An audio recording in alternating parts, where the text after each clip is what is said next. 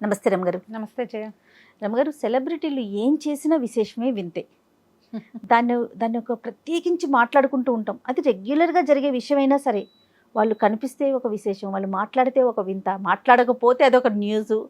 అలా పర్సనల్ లైఫ్లోకి నిజంగా తొంగి చూస్తూనే ఉంటాం. అవునా కదా రమగారు? అంతే మరి. ఇప్పుడు వాళ్ళు కూడా చూపిస్తారు కదమ్మా. ఇప్పుడు వాళ్ళ దారిన వాళ్ళు ఉన్నారనుకో, సినిమా చూస్తాం, ఊరుకుంటాం. పాత రోజుల్లో ఇవన్నీ ఏం తెలిసేవి, ఎప్పుడో ఒక న్యూస్ వస్తే తెలిసేది. ఇప్పుడు అట్లా కాదుగా.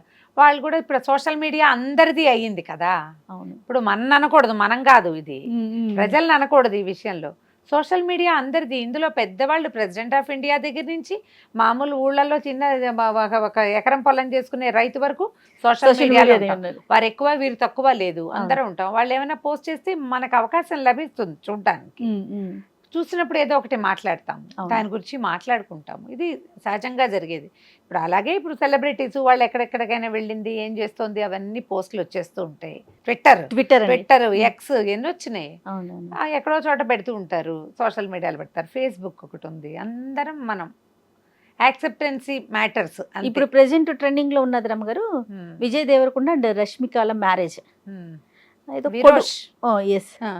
కొడువ అనే ఒక పద్ధతిలో, మీరు నన్ను తిడతారు జయ, ఇవన్నీ మనకి ఎందుకని కానీ ఏదో తెలుసుకుందామని ఒక ఆలోచన అనమాట. కొడువ పద్ధతి అంటారు అమ్మగారు. మనము సమంత అండ్ వాళ్ళు మ్యారేజ్ చేసుకున్నప్పుడు అదొక పద్ధతిలో వాళ్ళు చేసుకున్నారు. అంటే రెగ్యులర్గా మనం వినని పదాలను వింటూ ఉన్నాం కదా. అసలు మరి కొడువ అనే పద్ధతి ఏంటో మరి నాకైతే తెలియలేదు. వాళ్ళ కల్చరా అవసరం లేదు, బట్ వాళ్ళ కల్చరా అది ఏమన్నా ఒక అంటే స్పెసిఫిక్గా చేసుకోవటం అంటే కొన్ని ఇది చేసుకుంటే చాలా బాగుంటుంది, ఇలాంటిది వింటాం కదా రమ్మగారు. పలానా పూజ చేసాము, ఈ పూజ మనం చేసుకున్నామంటే పలానా నోము నోచుకున్నా మనకు చాలా మంచి జరుగుతుంది, ఇలాంటివి వింటూ ఉంటాం కదా. ఇలా పద్ధతుల్లో పెళ్లి చేసుకోవటం అట్లా ఏదన్నా ఉందా? అసలు కొడువ అనే పద్ధతి ఏంటో మరి. ఇప్పుడు ఏముంది, అమ్మాయి ఈ ప్రాంతం అమ్మాయి కాదు కదా. విజయ్ దేవరకొండ మన వాడి తెలుగు అబ్బాయి, రష్మిక ఇటు కర్ణాటక ప్రాంతానికి చెందిన అమ్మాయి. అది మనకు ముందు నుంచి తెలిసిందే కదా. అటు హిందీ సినిమాల్లో యాక్ట్ చేసింది, మన దగ్గర బోల్డెన్ సినిమాలనే మన వాళ్ళందరూ చాలా ఆసక్తిగా, మనకు కూడా బాగుంది అనిపిస్తుంది, మనం ఓన్ చేసుకుంటాం ఇప్పుడు. కానీ ఆ అమ్మాయి ఒరిజినల్గా పుట్టిన ప్లేస్ ఒకటి ఉంది కర్ణాటకలో, ఒక ప్రాంతం. ఆ ప్రాంతం ప్రకారం అక్కడ కొడగు ప్రాంతాన్ని, కొడగు అంటే కూర్గు ఉంది కదా, మనం కూర్గు ట్రిప్ వెళ్తాం కదా, ఆ కూర్గు ఆ వెనకాల ప్రాంతాలన్నీ కొడగు అంటారు దాన్ని. అక్కడ జరిగే వివాహ విధానాన్ని కూడా చేసుకుంటారు ఆ అమ్మాయి పుట్టింటి వైపుది. ఇప్పుడు ఒక క్రిస్టియన్ ఒక హిందూ పెళ్లి చేసుకుంటున్నారు అనుకో, సెలబ్రిటీస్లో హిందూ మ్యారేజ్ క్రిస్టియన్ మ్యారేజ్ రెండు చేసుకున్నారు, మనం చూసాం. అవును. ఒక్కొక్కళ్ళు అయితే ఆవిడ ఫారా ఖాన్ బాలీవుడ్ డైరెక్టర్స్, తర్వాత ఆవిడ డాన్స్ డైరెక్టర్, కొరియోగ్రాఫర్. ఆ అమ్మాయి నేను 3 రకాల వివాహాలు చేసుకున్నానని చెప్పారు. నాకు ఫారా చాలా ఇష్టం. నేను మామూలుగా సోషల్ మీడియాలో కూడా తను ఫాలో అవుతాను నేను. ఆ అమ్మాయి నేను హిందూ వివాహం చేసుకున్నాను, ముస్లిం వివాహం చేసుకున్నాను, ఇంకోటి ఏదో కోర్ట్ మ్యారేజ్ లాంటిది, ఆర్య సమాజ్ లాంటిది, అలాంటిది కూడా చేసుకున్నాను అని చెప్పి. ఇప్పుడు వాళ్ళ ఆసక్తి, వీళ్ళ పద్ధతి ఏంటి, ఇప్పుడు తెలుగు అబ్బాయి కాబట్టి తెలుగు పద్ధతిలో పెళ్లి చేసుకుంటారు. మామూలు ట్రెడిషనల్ మన విధానం ఏంటి, బ్రాహ్మణ ఆయన ఉండాలి, అయ్యగారు ఉంటారు, తర్వాత అగ్నిహోత్రం ఉంటుంది, మనకి పంచ కట్టుకోవాలి, లేదా కొన్ని ప్రాంతాల్లో తలపాగా పెట్టుకుంటారు, బాసికాలు కట్టుకుంటాం, తలంబ్రాలు, అక్షంతలు ఉంటాయి. మన పెళ్లిళ్ళలో అక్షతలు ఎంత ప్రత్యేకమైన పాత్ర ఉంటుంది. కానీ కొన్ని పెళ్లిళ్ళలో అక్షతలు తెలీదు. ఇప్పుడు మా ఇంట్లో కూడా ఒక ఒరియా పెళ్లి కూతురుంది, మా కో సిస్టర్. తను వాళ్ళ పెళ్లికి అసలు వాళ్ళకి అక్షంతలు తెలీదు. వాళ్ళు పువ్వులు చల్లుతారు, మనం పువ్వులు చల్లం, అక్షతలు చల్లుతాం. అప్పుడు తెలుసుకున్నాం మేము వీళ్ళకు ఉండవు అని. ఇప్పుడు ఇక్కడ ఇతను తెలుగు మ్యారేజ్ ఈ అబ్బాయి చేసుకుంటాడు. ఆ అమ్మాయి ఇంటి వైపు వాళ్ళ పేరెంట్స్, వాళ్ళ చుట్టాలు, బంధువులు, ఆడపిల్లల పెళ్లిళ్ళ మీద వాళ్ళకి ఆశ ఉండదు. వాళ్ళ ట్రెడిషన్ ప్రకారం ఆ కొడవ అనేది, కొడవ అంటే ఈ కొడగు ప్రాంతానికి చెందిన వివాహం అన్నమాట. అది మనలాగా అక్కడ బ్రాహ్మడు తర్వాత ఈ అవి ఉండవు, ఇట్లాంటి పద్ధతి ఉండదు, అగ్నిహోత్రం ఉండదు. వాళ్ళ పద్ధతులు కొంచెం వేరేగా ఉంటాయి. మనము ఇంతకు ముందు అందరూ సాయి పల్లవి సిస్టర్ వివాహం అందరూ చూసారు సోషల్ మీడియా. వాళ్ళు ఏదో డిఫరెంట్ గా లైట్ కలర్ బట్టలు కట్టుకుని అట్లా ఉంది కదా, ఉందా? అదొక తులు ఆ ప్రాంతానికి చెందిన వివాహం. ఇదే అట్లాంటిది. ఇప్పుడు మన దగ్గర కూడా జయ, తెలంగాణ పద్ధతి వేరు, ఆంధ్ర పద్ధతి వేరు. ఇందులో బ్రాహ్మణ వివాహ విధానం వేరు, మిగిలిన వాళ్ళ వివాహ విధానాలు వేరు. ఒక సూత్రమే కట్టేవాళ్ళు ఉంటారు, 2 సూత్రాలు విడివిడిగా కట్టేవాళ్ళు ఉంటారు. అబ్బాయి పెళ్లికి పిల్లాడి తల్లి రాకూడదనే సిద్ధాంతం ఉన్నవాళ్ళు ఉన్నారు. ఉన్నారు. మాకు పెళ్లి కొడుకే కాళ్ళకి మట్టెలు తొడుగుతారు మా పెళ్లిలో. అవునా రమ్మగారు? మీ పెళ్లిళ్ళలో మేనమామ భార్య మేనమామే మన దగ్గర ఎన్ని తేడాలు ఉన్నాయి, అవునవును అవును మనమే చాలా తేడాలు చేసుకుంటాము. తర్వాత అమ్మాయి ఇంట్లోనే పెళ్ళి అవుతుంది మా ఇళ్లలో, అబ్బాయి ఇళ్లలో పెళ్ళి అవుతుంది ఉత్తరాంధ్రలో. అవును అబ్బాయి ఇంట్లోనే చేస్తారు. మా వైపు కూడా మగపిల్లల ఇళ్లలో పెళ్లిళ్ళు చేసే విధానం కనపడుతుంది, అబ్బాయి ఇంట్లోనే అవుతుంది. అదే అదే కమ్యూనిటీని బట్టి ఉండేవి ఆచారాలు. కమ్యూనిటీ ఒకటి, కమ్యూనిటీ కులాచారము, తర్వాత ప్రాంతాన్ని బట్టి దేశాచారము అంటారు దాన్ని. మన ప్రాంతాన్ని బట్టి మన వివాహ విధానం ఉంటుంది. అస్సలు వెజిటేరియన్, పూర్తిగా వెజిటేరియన్ ఉండే పెళ్ళిళ్ళు ఉంటాయి. నాన్ వెజ్ పెట్టకపోతే పెళ్ళే కాదనుకునే వాళ్ళు ఉన్నారు కదా. మనకి మంత్రము, బ్రాహ్మడు, పురోహితుడు, అగ్నిహోత్రం ఉంటాయి కాబట్టి నాన్ వెజ్ పనికిరాదు అని కొంతమంది భావం. నాన్ వెజ్ పెట్టకపోతే పెళ్ళే లేదు కదా. దీంతో పాటుగా మందు చిందు కూడా ఉండాలనే వాళ్ళు ఇంకొంతమంది. వివాహ విధానాలు ఎవరివి వాళ్ళవే కదా.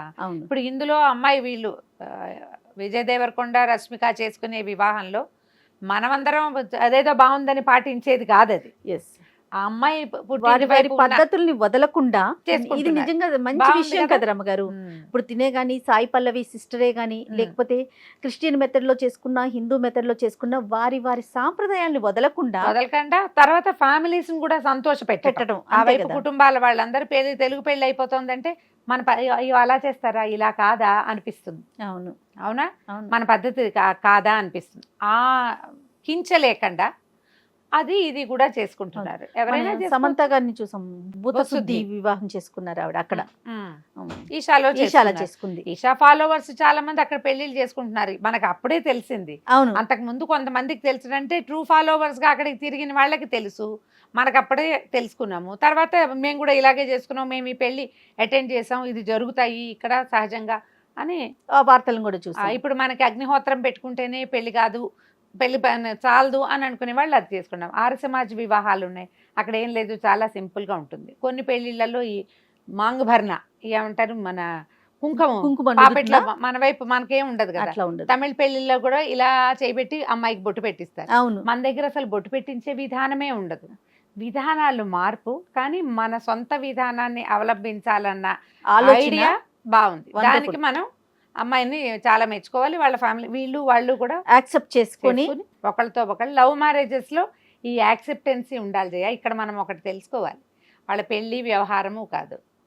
ఏ మ్యారేజ్ అయినా అరేంజ్డ్ మ్యారేజెస్లో సాధారణంగా ఇప్పుడు మన ప్రాంతాల్లో ఎలా ఉంటుంది జయ, అబ్బాయి వాళ్ళు నందంటే నంది, పందంటే పంది, వాళ్ళు ఏదంటే అది, వాళ్ళ కోపం వస్తుంది అని ఎంతసేపు జాగ్రత్తగా ఉండటం, అగ్గగ్గలాడుతూ ఉండటం చూస్తాం మనం. కానీ ఈ యాక్సెప్టెన్సీ ఉంది చూడు, ఇది ప్రతి పెళ్లిలోనూ కావాలి కదా. వాళ్ళకి నచ్చింది ఉండాలి, వీళ్ళకి నచ్చింది ఉండాలి. ఒకళ్ళదే రాజ్యంగా ఉండకూడదు అసలు. మనం ఈ విమెన్స్ డే సందర్భంగానే వీళ్ళ పెళ్లి ఇది కూడా వచ్చింది, ఉమెన్స్ డేకి అటు ఇటుగా. కాబట్టి ఆడపిల్లలు ఏమిటంటే ఆలోచించుకుని వాళ్ళు చేసినప్పుడు మనం ఎందుకు చేసుకోకూడదు అట్లా. నేను ఎంకరేజ్ చేస్తాను మీరు ఆడపిల్లలందరినీ.